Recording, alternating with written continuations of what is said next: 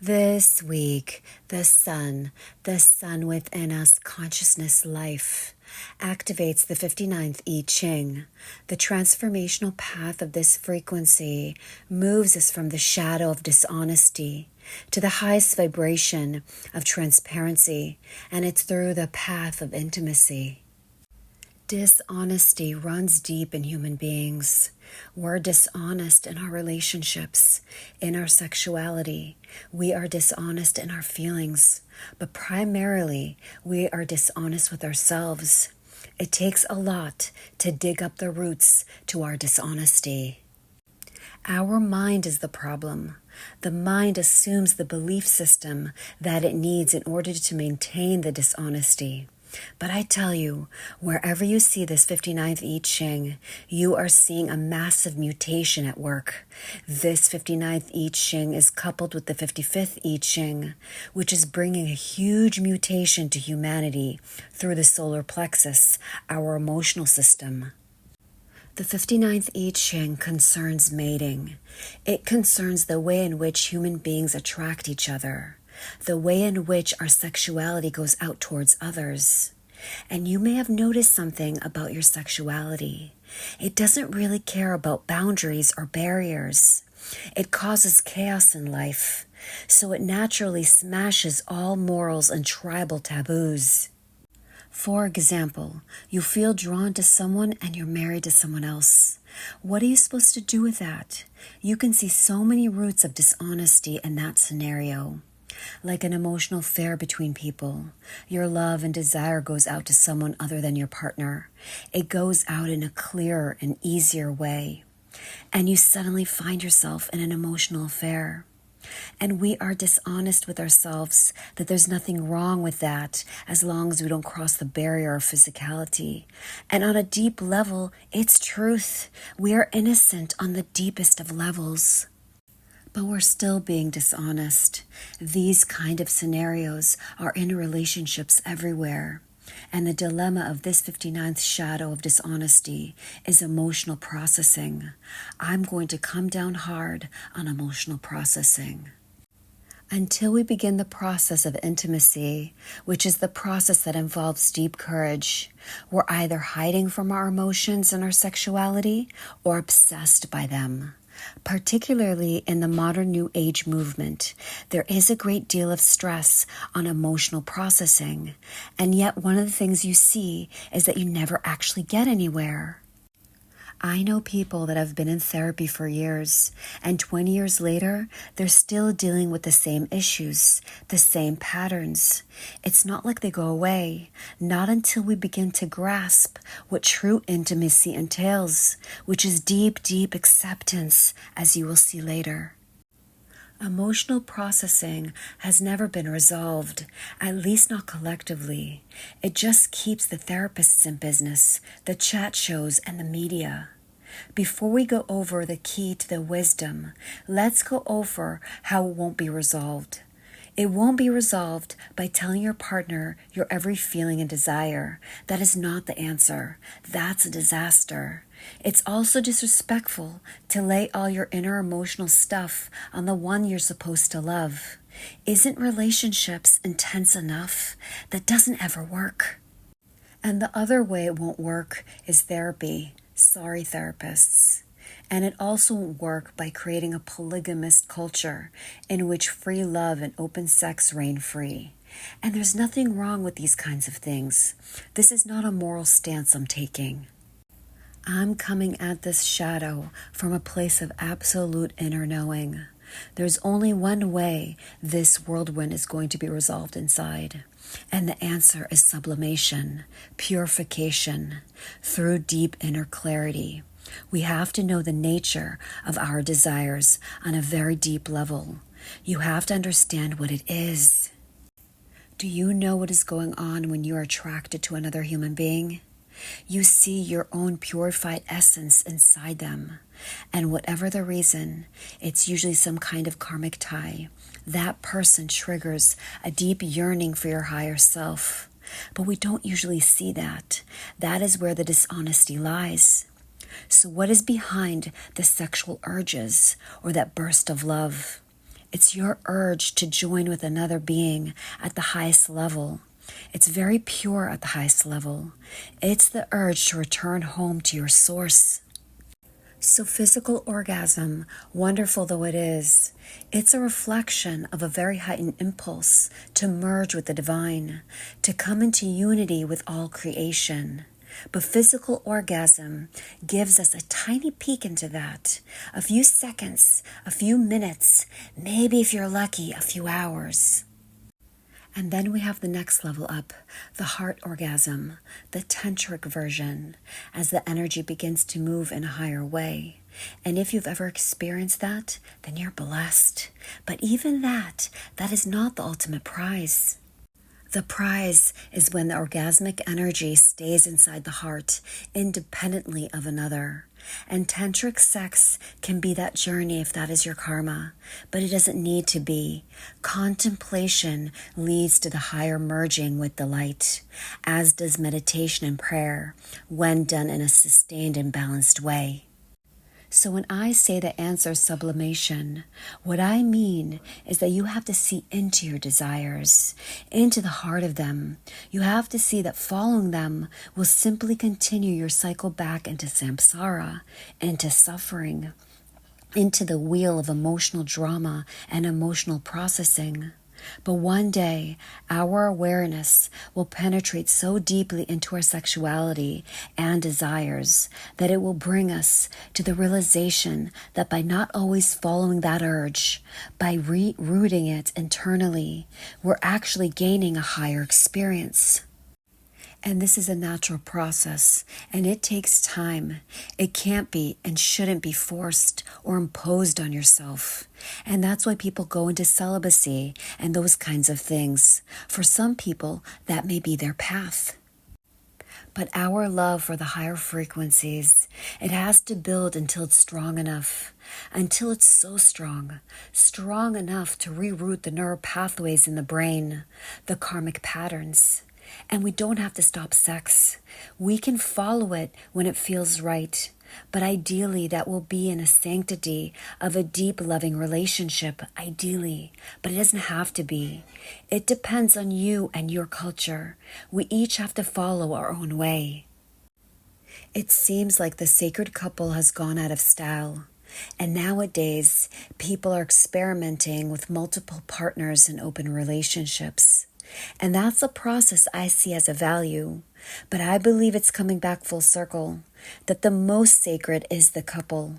The couple is never a couple. The couple is a trinity. And it's critical for sublimation, this purification. And the sublimation is the key. It's the natural way, and it bypasses all the external taboos. It simply transcends them. Higher consciousness is unlocked through sexuality, but this is a natural process that happens, and we have to look deeply into our desires and our relationships and see how our demands and needs of others are really our urges to return to the light of our inner truth. This is where the shadow meets the city. This is where transparency cuts right through all the layers of our inner and outer dishonesty. So follow the lower frequencies, allow the lower urges, allow them to reveal themselves as a higher urge for transcendence, and then follow that urge right to the summit. That is the city in the shadow. The 59th gift, the way to alchemize the shadow and raise the vibration, intimacy. So is the gift in the middle? Kind of. The gift is the emergent field as the city descends into the shadow to illuminate it. And it's also the byproduct, the energy put into our transformation. So it's this magical shifting field. There's nothing stable about the gift. The shadow seems more stable. The city is the ultimate stability, but the gift is totally unstable. As our awareness moves towards awakening, we enter a period of deep instability in life. And that may not be on the surface. That will depend on your dharma. But it is always on the inside. Because awakening is a process of mutation. It's a series of shedding of your fur or skin. And it consists of insights, breakthroughs, and epiphanies. And in between those inner events, a lot of time to integrate. In fact, most of the time is giving to integration. So intimacy is all about integration. We have to learn what it means to keep connecting with others, even when we're changing all the time. And of course, they also change. At least some of them change. There are those people in life that don't change, even when we do.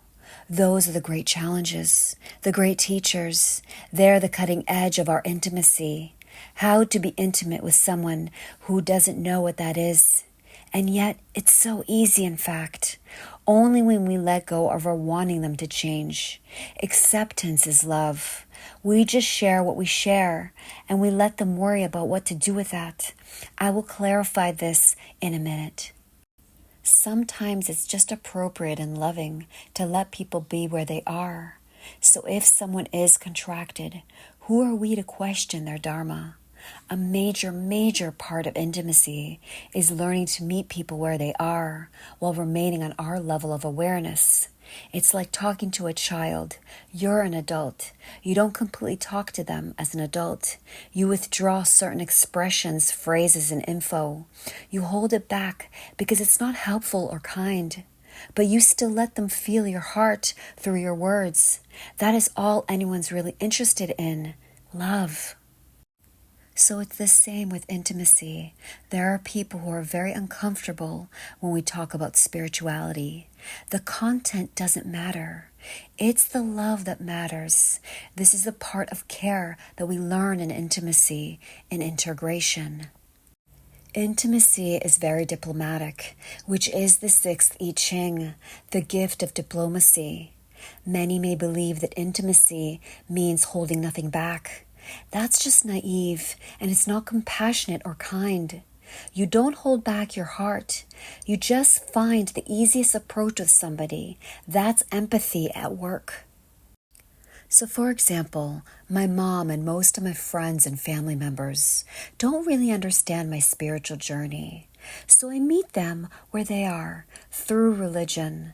That's empathy. That's compassion. That's love. That's the love of the whole. So you have to find the language that suits the intimacy. And once you find a way in, you become a wizard in being able to get through anyone's aura. This is a major part in learning intimacy. And the other aspect is with those who do shift with us, who do go there with us, those who change as we change. Those as well can be challenging relationships. How to constantly adapt and communicate as the energetic field keeps changing.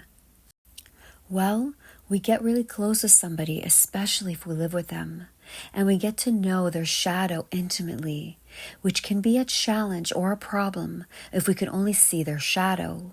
And we may think it's up to them. In truth, it's really up to us.